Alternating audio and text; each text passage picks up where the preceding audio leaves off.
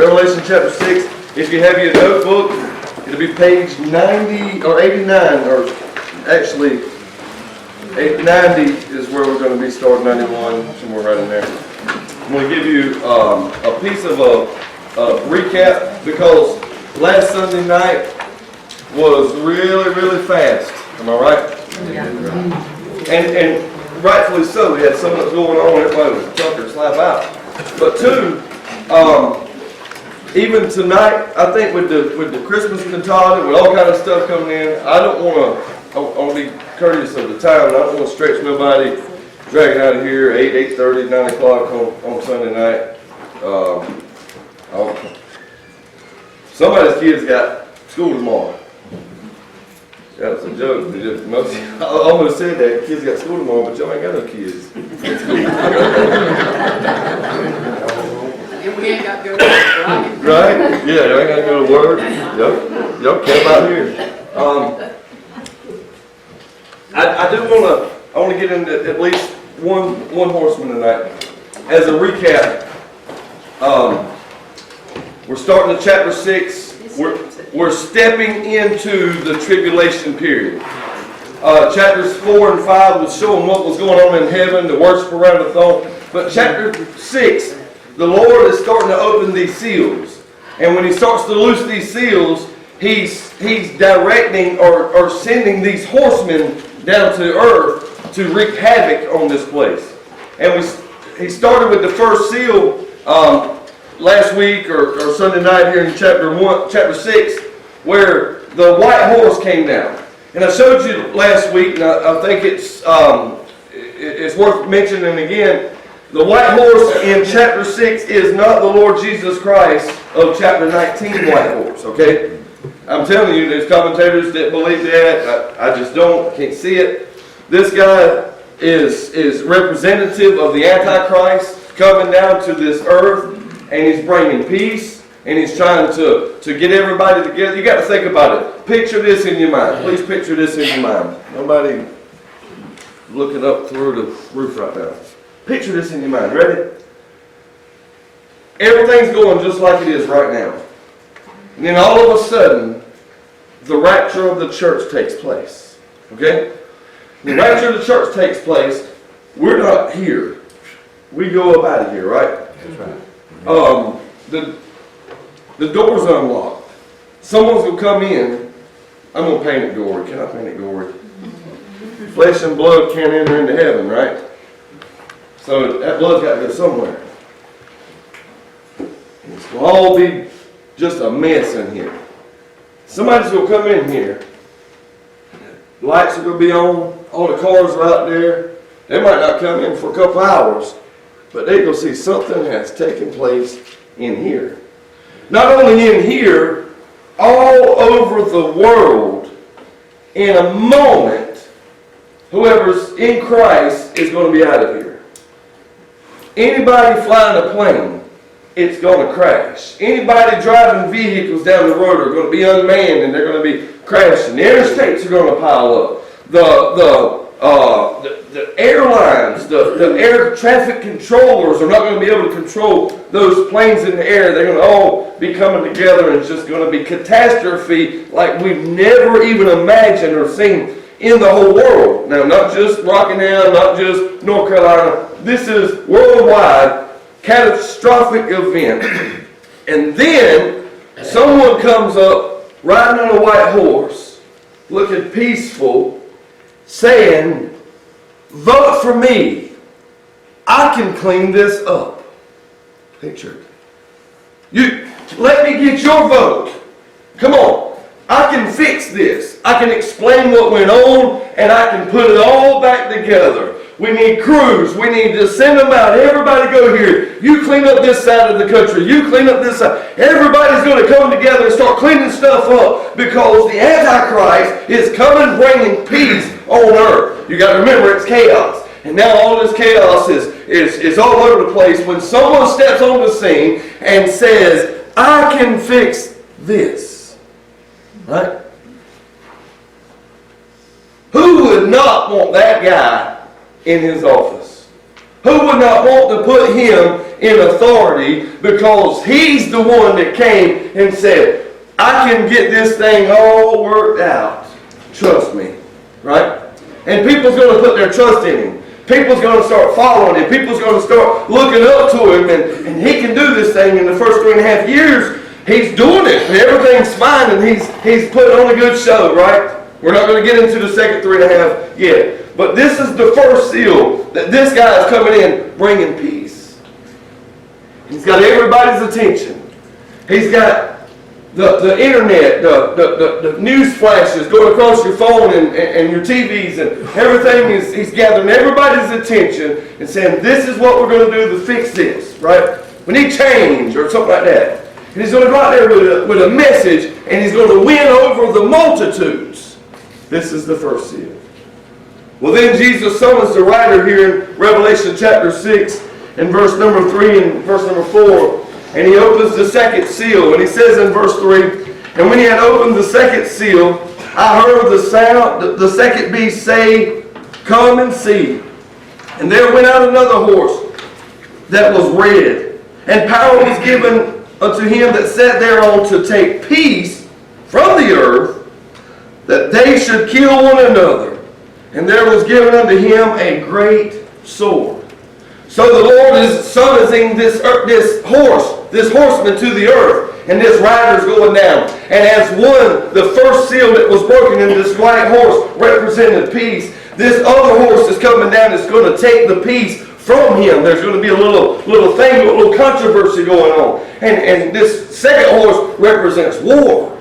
And there's going to be wars all over the place. And where one had everybody starting to agree together, this guy is causing division. And he's causing people to be against people, and man against their father, and their mother against their child, and they're going to be warring all over the place. I want you to look at your notes here in number 2, verse 8. Immediately after peace on earth is established by the Antichrist, the rider of the red horse is said to take the peace away. And it is very clear that he represents war because he represents red or bloodshed. Now watch this. Flip your page 92. I'm going to show you something. This right here, I'm telling you what, I got a little census here. I'm going to show you something. But it speaks of destruction of war. Now, look at this second bullet right here. Since the day that Cain killed his brother Abel, the world has known nothing else but war. Am I right? I read something somebody put on Facebook, I think it was Suzanne, about Sunday school. I wasn't privileged to get in your Sunday school class today because I was up there doing my thing. But the Sunday school lesson is talking about the children of Israel going to take that promised land. And all they had to do was just trust God. God said, it's yours. And if you think, if we have a little bit of faith in our life, if we remember when I taught on faith, and when God tells you to do something, you just say, okay. That would have worked real good for those guys. Because they would have went in there, and God said, that's going to be your land. They would have went in there and took it, right? But because they didn't trust God, except for a couple of them, they sent out spies. Y'all remember the story, right? And they come out there and spied out the land. Then they got scared. They was terrified. Man, there's some big guys over there. What are we going to do? Now they're hyperventilating, scared to death that they can't even go take that land. And then they had to go in kind of violently and start taking that land, and the next piece of land, and the next piece of land. And ever since, listen, when God wrote the Old Testament, it was all about bloodshed. It was all about war. It was all about taking these lands, the land grant for Israel. And this is what was going on. And it's because ever since Cain killed his brother Abel, on the heart of man is, it's mine, not yours, and I'll fight you for it. That's where wars come from. Right? Look at this footnote right here. Someone has estimated that in 5,560 years of recorded history, that there have been more than 14,550 wars. That's more than 2.5 wars per year since man began to count them. Of the more than 128 conflicts since 1898. More than 73 of these conflicts have taken place since World War II. War is escalating, and it is becoming more and more of a problem. Winston Churchill saw the 20th century as the kingdom of war at its summit, and he said, "The coming of nations as a full collective consciousness enabled enterprises of slaughter to be planned and executed on a scale with a perseverance never before imagined." Now listen, look at these statistics. Twice in one generation, the world was plunged into a world war. World War I involved 27 nations. It cost the lives of 10 million men. It left 20 million men wounded, and it was to be the war to end all wars. Well, just 20 years later, World War II began. And a war that would be longer, costlier, and deadlier than the first war. We were told that World War II claimed 32 million people. 25 million people died in concentration camps, and 30 million people were wounded. Since World War II, there have been 12 limited wars in the world, 38 political assassinations, 48 personal revolts, 74 rebellions for independence, 162 social revolutions, either political, economical, racial, or religious. These statistics are old enough to be down if we were to measure them today. If I remember right, I got these statistics from a time frame of about 78, the year 1978. Now watch this. Watch this. The red horse not only represents the nation that will rise up against nation, kingdom against kingdom, but men will rise up against men. You think about this. Just think about this. Okay. Whenever, it's kind of going into the next one, but I want to get your mind on something. Some of y'all remember the gas war. Yep, right. I don't know enough. Some of y'all remember the gas war that lined up at the pumps, and you was only limited to get so many gallons. You get your gallons, you move on, right? Fights breaking out. This is just stuff I had to read. Fights are breaking out because someone pumped too much, someone butted in line. This is just a blink of what's going to happen during the tribulation period when people are starting to go against people. And you got to think about it. The mindset, the natural mindset of man, we were talking about this before church. It's all about me. Samantha's mother, she's a, bless her heart, pray for her. She's a manager at Walmart in Rayford, right? And a woman comes up to her like she's Sam Walton and says, "Why don't you have no more lanes open?" She said, "Like I would have done, because they told me not to." What else I do, you mean? Well, she said, "We got plenty of self-checkouts. Self-checkouts are taking people's jobs, and I refuse to use them." And then I thought about what I would have said. Well, line up over there behind all them other 1,000 people and wait. But you see how pushy people get because stuff don't go their way? It's got to be my way, and it's going to be my way now. You're going to open another line, or I ain't getting up out of here. I'm going to take this place and tear it up. I'm going to sue somebody. You ever heard of people talk like that? Yeah. That's just Walmart. I believe this Antichrist lives in Walmart. Sorry, Sam. He's dead and gone, right? All right.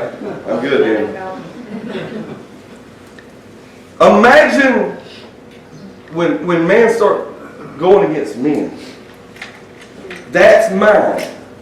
I want it back. You got to think, when the rapture takes place, and all the loved ones that's probably been catering to these little snots and brats are gone, and they got to go out there and fend for themselves. Sorry about that. Let me say something for a second. Quit enabling their habits. Okay? That didn't go over good. Listen, when y'all gone, who's going to take care of them? Because y'all been taking care of them.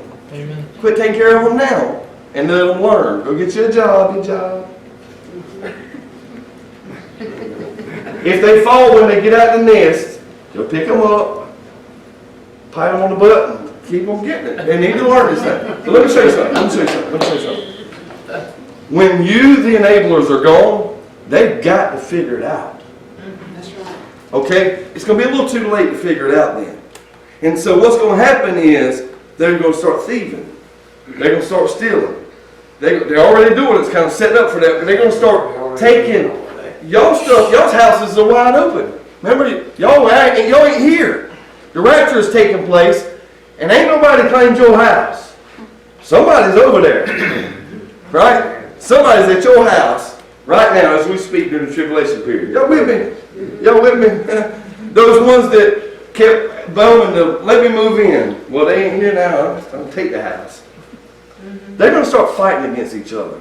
Wars are going to be breaking out. And it's going to start small. And it's going to break out over here. It's going to break out over here. It's going to break out over here. And it's going to actually come and make a war that's of all wars. Listen to me on this. This is the very beginning of sorrows. This is not even the Great Tribulation yet. And this is going on. So now, we're seeing a foreshadowing of the wars in the world in which we live. Douglas MacArthur wrote this, or said this: men since the beginning of time have sought peace. Military alliances, balance of power, leagues of nations, all in turn have failed, leaving the only path to be the way of crucible of war. The utter destructiveness of war does not blot out this alternative. Now, one more quote. You got to see this quote. One more quote. Arnold Toynbee was a historian. He said, by forcing on mankind more and more lethal weapons, and at the same time making the whole world more and more independently, economically, technology has brought mankind to such a degree of distress that we are ripe for defying any new Caesar who might succeed in giving the world unity and peace. So here we go. The Antichrist comes on the scene. He's actually probably doing a pretty good job to start with. Somebody don't like it. Somebody's going to start turning against it. Somebody's going to start fighting over power. Somebody don't like that guy having all the power. It's like that today. It's like that in America. We got a president right now that people can't stand that he's in power. Guess what? He's in power. That's right. Pray for the guy. Right? But some people can't stand it, and they'll just lash at him and hate him for being a human being. Right? Well, he's not nice. Everybody's not nice. That's right. Right? Remember that time y'all went through the drive-thru and they didn't give you your French fries? And y'all wasn't very Christian with them, right? God don't claim to be a Christian. He's just got to be a leader. And so, because of that, what he's trying to do to American people are hating on him. It's going to be to a greater extreme during the tribulation when the Antichrist comes on the scene, and people are going to hate him, and they're going to war against him. But he's going to still be in charge. They don't even know it. This is just starting. I'm telling you. I'm going to dog it off right here. I want you to turn to Matthew 24 and look at this.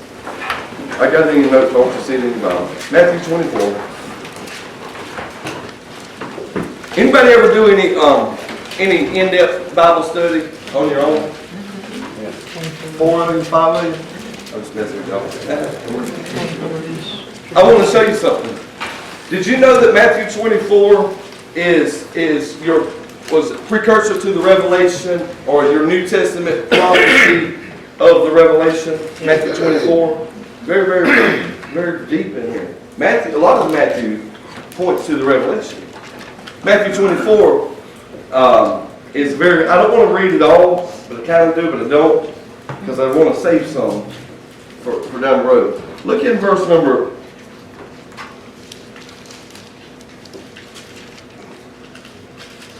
verse 4. Jesus answered and said unto them, hold on. Look at verse 3. I almost want to get on to you.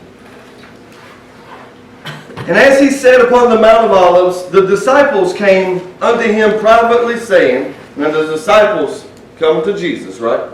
And they come unto him, they kind of slipped out of the crowd.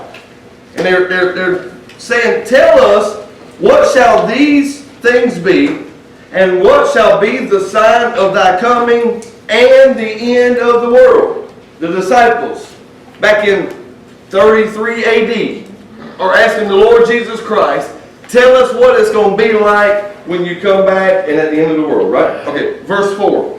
Jesus answered and said unto them, take heed that no man deceive you. That good? You better be in your Bible, right? Don't believe it because the preacher said it. Even this one, don't believe it because I said it, believe it because God said it. So it said in verse 5, for many shall come in my name, saying, I am Christ, and shall deceive many. You know what they're going to do? They're Antichrist. 1 John writes about there's even Antichrist in the world now, saying that they're Jesus Christ. No, they're not. Right? Don't get caught off guard on that one. Verse 6 though. And ye shall hear of wars. Y'all remember that? This is, anybody that don't know their Bible knows this verse. We know signs of the times. We're going to hear wars and rumors of wars. I ain't never read a Bible day in their life, but they know that one. Right? I hear it a lot. And we shall hear of wars and rumors of wars. See that you be not troubled, for all these things must come to pass. But I want you to see this last part, and this is, I'm going to teach you something right here. Then, let me see how it writes it. But the end is not yet. I want to give you just a little brief Bible study. Anytime, especially in Matthew when you're reading that, when you read the end is not yet, or then cometh the end, he's talking about a time period, the tribulation period. And anytime you're reading on the end right there, Jesus is saying, you're going to hear about wars and rumors of wars, but it's, hang in there, fellas. He said, because the end is not yet. It's not the end of the tribulation period. You remember when Jesus told the disciples in Matthew chapter 12, but he that endures unto the end, the same shall be saved. You know what I'm talking about? And a lot of people think that if you're a Christian, you got to endure to the end. We're saved by grace, man. Kept by the power of God. Right? We ain't got to endure nothing. These folks during the tribulation period, if they get saved during the tribulation period, they got to endure to the very end of that tribulation period, or until God pulls them out of there. Right? So, this reference here in Matthew 24 goes right along with Revelation chapter 6. The wars and rumors of wars that Jesus is talking about, well, that second seal that's opened up is going to bring forth those wars and to talk about wars going on. Right? That's the red horse. White horse coming to bring peace. Remember, he's got a bow and no arrow. Red horse has got a sword. That sword's coming out to devour, coming out to destroy things. And he's coming out to this earth. And I'm telling you, this is just the beginning. Come on, keep reading. No, I can't help it. Verse 7, for nation shall rise up against nation, kingdom against kingdom. There shall be famines and pestilences, we'll get into next week. Earthquakes in divers places. Look at verse 8.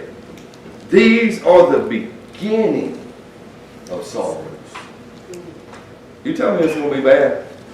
So I'm going to give it just like this, because I love y'all.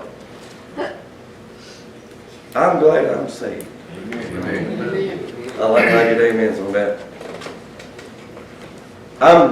I'm concerned for my loved ones, because if they don't get saved, they're not going to make it here in the tribulation period. If they don't get saved now, they're not. We're spoiled. We're not making it here. We get upset when the air conditioner breaks in the car. You know what I'm talking about? Can I say something? Mission month for foreign missions. Do you know there's people in the Philippines getting saved by the hundreds and thousands over there in the Philippines? Excited. You give them one of these, man, you'd think they got a brand new house. We got 7 or 8 right there at the house, stacked up. They just want one. Don't take for granted that God saved you. Get out. Go tell somebody. Flee from the wrath to come. Get on the boat. Whatever message you can use. Dr. Ruckman gave a couple of good illustrations. And one, he was in Central Park. Anybody ever been to Central Park in here? 2 or 3 of us. Central Park over in New York. Said he was walking through the park. And he said, "What you doing?" He said, "I'm going fishing." Man looked at him and said, "Fishing? There ain't no pond out here. What you going fish in?" He said, "The Lord told me, follow me and I'll make you fishers of men." That man stopped and said, "Man, I ain't never heard anybody say it like that," and asked the Lord to save him right there. Because the man was used a method to go reach that man. And say this, time's running out. Lord could come out tonight and get us. Where are you? Are you saved? And where are your loved ones? Are they saved? Desire to reach them. Go talk to them, even if you get mad at you. Okay? Talk to them. Tell somebody good news that Jesus saves. Jesus